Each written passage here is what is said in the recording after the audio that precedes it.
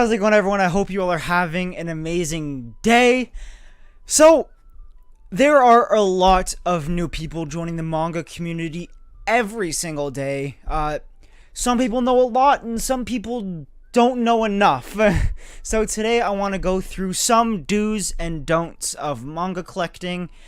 Just some things that you should look out for, stuff I don't recommend doing or buying, and just some overall organization tips for you guys. So, if you at all like manga content like this, be sure to go down, hit that subscribe button. Also, join the Discord, link is in the description. Without further ado, let me give you some tips. So, yes, like I said, we're going to be talking about some manga tips for pretty much beginner manga readers and collectors, at least from my personal experience, stuff that I regret doing or stuff that I don't want you guys to do, just from secondhand viewing or stuff like that. I've seen people get shafted through and through with different things that I'm going to be talking about in this video. So, actually, the first thing I'd like to talk about is the one I regret the most doing, and that is putting your manga in front of a window or anything that brings in natural sunlight. Do not, I pray to you, if you have manga right in front of your window or next to the window that light can perfectly shine on all your volumes, move them. They're going to get yellow fast. I cannot tell you how sad I am by the fact that I did this myself. I'll see if I can pop a photo up. This is when I first started collecting manga. Yeah, it's right below my window. Look at me go. Look at smart old me. Yeah, I'm a fucking idiot. So for those that don't know what yellowing is, it's basically when your manga is put or is exposed to sunlight. And I think oxygen, over time manga's gonna yellow anyways because of air, stuff like that, dirty air. I don't know the scientific meaning behind it. All I know is you fucked if you do it. So stick them somewhere where the sun don't shine. Keep it hidden from the light. The way I have it, it's perfect. It's right next to my window, but the way the sun is, it never touches the manga. It only does it first thing in the morning for just a couple minutes. So the way I used to have it was very sad. I'll see if I can do a comparison between a good volume versus a yellow to shit volume. I don't even want to show you guys my Komi volume. Those are disgracefully looking, but it's a series that deserves it, so I'm not too mad about it. But there are some series that I don't think deserved what happened to it. Dr. Stone being one of them, My Hero, Demon Slayer, stuff like that. Early manga, One Piece got screwed over. It's just manga that I'm just sad got yellowed. For those that don't know, that don't usually resell or look for used manga, the yellowing does come into a factor when it comes to price. The more yellowed your manga is, the less they're worth. If you have pristine quality manga, then they're gonna sell for a high margin. But if the exact same series in super good condition, but it's yellow to shit, it's gonna be put down the price marker and you're not gonna make any money. But for those junkies that really want to keep their manga as pristine as possible, put it in a box and lock it in your attic. Or stick it, like I said, where the sun don't shine. It'll save your booty hole years down the line when you want to pull them back out and pull them on a shelf. Or you can just put them on a shelf where, you know, the side panels kind of block the sunlight.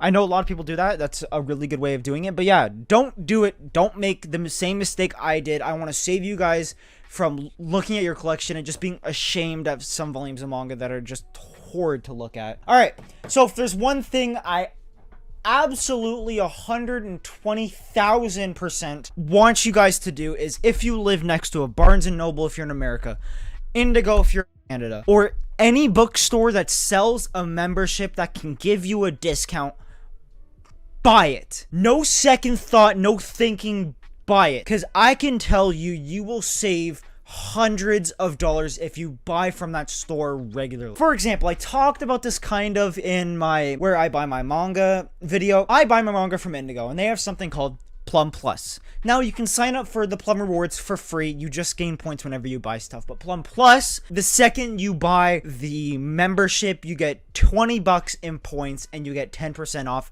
every single purchase you make. They're basically paying you for half of the membership and then you get 10% off for the rest of the year. Now, it does come to 40 Canadian dollars, which is kind of hefty, but they basically give you 20 bucks back immediately that you can spend on free manga, and you just paid 20 bucks for something that will literally save you hundreds of dollars. I bought mine back in March, and I cannot tell you how much money I've saved. I would like to say I've saved a couple $100 when it costed me pretty much 20 bucks. When you spend 100 Canadian dollars, you save 10.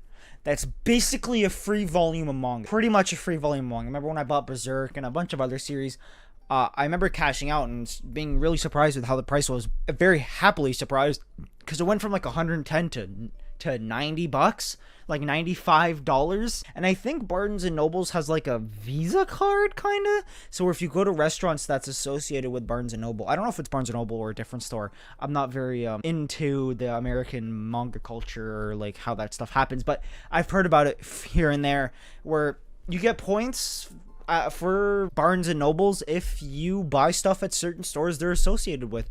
So if you can even do that, do it in a heartbeat. The second they offer you, would you like to upgrade your points card? Yes, please. It will save you so much money. It may seem like a lot up front, but you are going to get that money back 10, 20 times fold. It is so unbelievably worth it. Do it now. So on the other end of that, there's something I do not want you guys to do, and that is spend above retail for manga.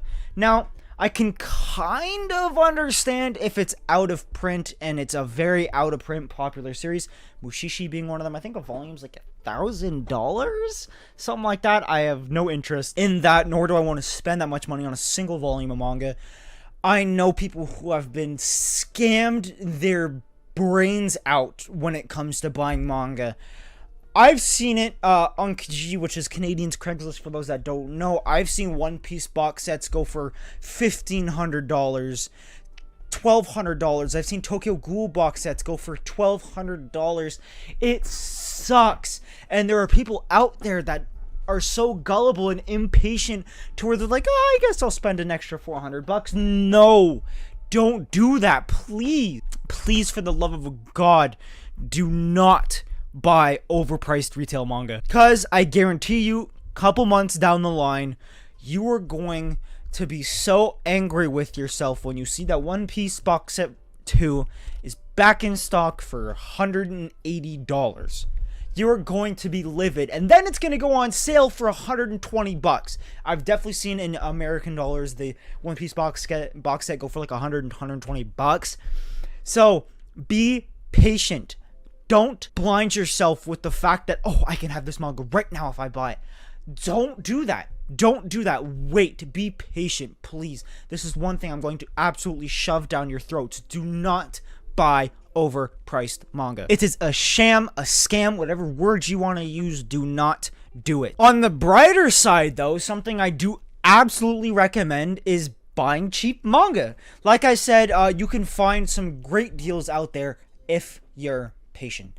That's the one word that you guys need to understand is patience. And you can come around to a very good deal that'll save you hundreds of dollars. For example, my World Trigger. For those that don't know, I bought volume 1 to 23 of World Trigger used on Kijiji.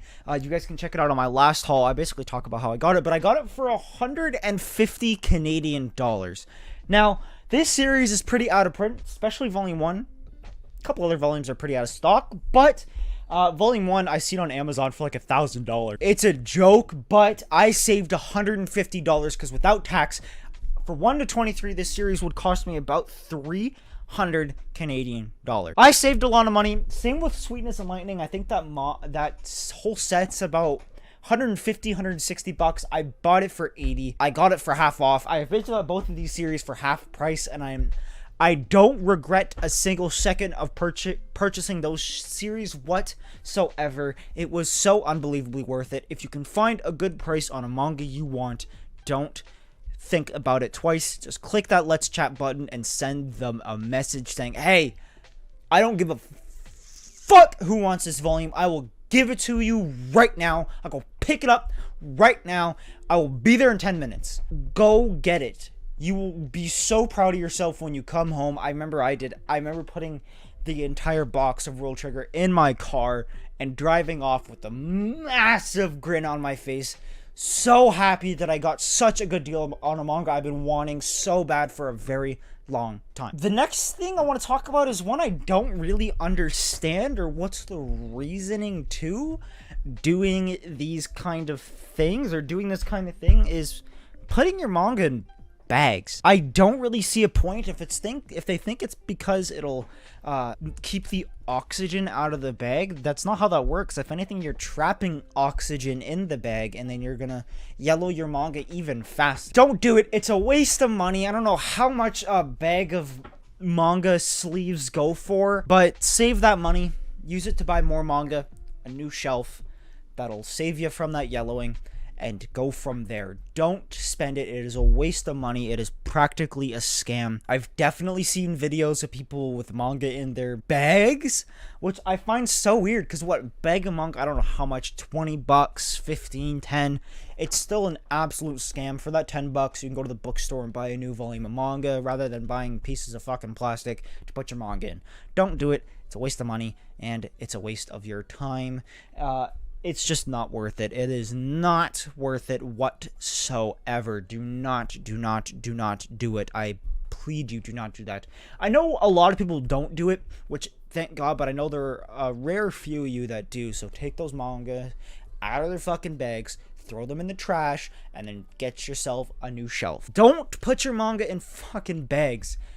It is such a sham and a scam. I can't believe people that do that, but I know there are people out there that'll do anything to protect their manga, but just be creative, figure out ways to do it. I know I've seen videos of people putting curtains and stuff in front of their manga to block sunlight. I think that's really smart. I think that's a really good idea. It looks nice, and when someone walks into your room, they just see a curtain, and they're like, oh, okay, there's somebody there. I don't know what it is. You don't embarrass yourself to begin with. I obviously don't care. I obviously don't care. My parents walk into my room every single day and see this glorious collection of manga, and they question why I spent so much money on this hobby, but we don't have to dive into that. But yeah, just don't do it. A lot of these things I want you guys to do, and a lot of these things I don't want you guys to do. And the last thing I would like to talk about, the last do, is track your manga. There are a lot of tutorials out there, a lot of videos from other manga tubers out there that show you how to track your manga, or you could be patient and wait for a video from me about that. Hopefully, maybe we'll see if I can pump out a video like that. But the way I do it is super simple. Pull up a Google spreadsheet, notch it all down, and then put in a simple like coding thing, and it'll give you all the volumes you have. Helps me very much keep track of manga that I have if I forgot, to add it to the list, just to make sure that everything is there, and you know how many volumes you have when you know you're gonna hit a certain milestone, and just how well you're keeping up with your manga collection. I personally keep release dates on me, but that's for a whole nother video. Track your manga. I know Manga Tama just released a new video, so you can go watch that if you want. Or you can, like I said, you can wait for mine. Yeah, that's it. Hope you guys take away from these tips and tricks. I hope you guys enjoyed. I love you guys. I will see y'all in the next video, which I'm literally going to film in the next 30 seconds. I love you guys. I'll see you on the next video. Peace. Take care. Love y'all.